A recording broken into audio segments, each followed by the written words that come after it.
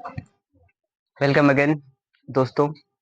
तो हम पिछली क्लास में हमने पढ़ा था साइंस और उनके ब्रांचेस के बारे में। जैसे साइंस, उसके दो ब्रांच मैंने बताए थे, एक फिजिकल साइंस और एक लाइफ साइंस के बारे में। तो फिर उसी को हम डील करते हैं। मैंने दो टाइप्स बताए थे, एक फिजिकल साइंस और एक लाइफ साइंस।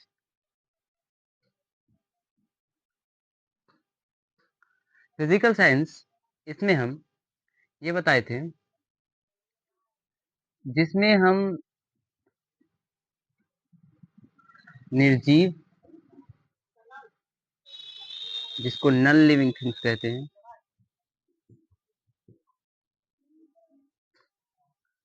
चीजों का अध्ययन करते हैं। नॉन लिविंग चीजों का अध्ययन करते हैं, या ये कह सकते हैं हम नॉन लिविंग थिंग कह सकते हैं, या ऐसे कह सकते हैं कि प्राकृतिक घटनाओं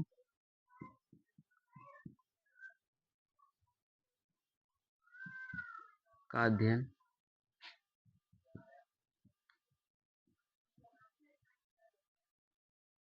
करते हैं। ये सारे इसी के अंदर आते हैं, फिजिकल साइंस। मैंने ये भी बताया था कि फिजिकल साइंस के दो टाइप्स होते हैं, जिसमें हम एक फिजिक्स बताया था जिसको हिंदी में भौतिकी कहते हैं, एंड दूसरा मैंने बताया था केमिस्ट्री, जिसको रसायन शास्त्र कहते हैं।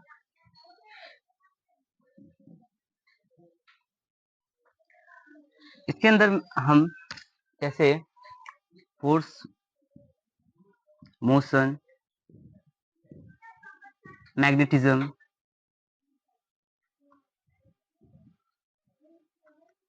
ये ISM है, इसको कहते हैं बल, गति और चुंबक। इन सब चीजों का अध्ययन करते हैं। केमिस्ट्री, इसमें हम मैटर का अध्ययन करते हैं। मैटर,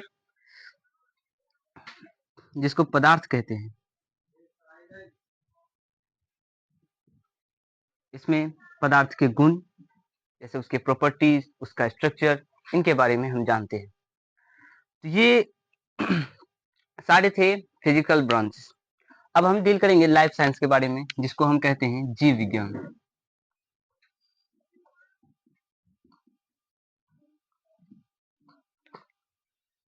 इनमें मैंने भी दो टाइप्स बताया था, एक बायोलॉजी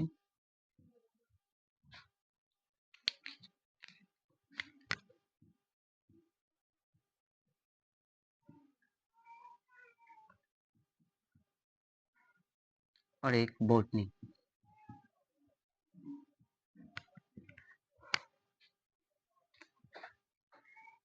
तो फिर बायोलॉजी, जूलॉजी, जूलॉजी और बॉटनी, इन दोनों के बारे में मैं बताया था।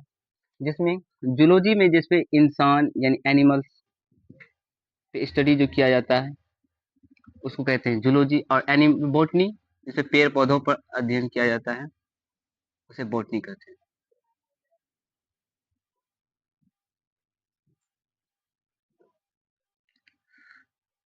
इसके अलावा भी बहुत सारे हैं, जैसे माइक्रो साइंस, और माइक्रो साइंस के बाद इसे फिजिकल केमिस्ट्री में आ जाते हैं एस्ट्रोनॉमी। इनके बारे में हम डिटेल में 11th 12th में पढ़ते हैं, जहाँ आपके सिलेबस में सिर्फ इतना ही है कि लाइफ साइंस में जैसे जूलॉजी और बॉटनी के बारे में पढ़ना है, और फिजिकल साइंस में मैटर्स के बारे में पढ़ना है, जिसमें केमिस्ट्री और फिजिक्स आती है। इन दोनों के बारे में पढ़ना है। तो दोस्तों, इन्हीं बातों पर अब हम अपना क्लास को समाप्त करेंगे, और अगली क्लास में हम अपना सिलेबस पे स्टार्ट करेंगे क्लास 10th का।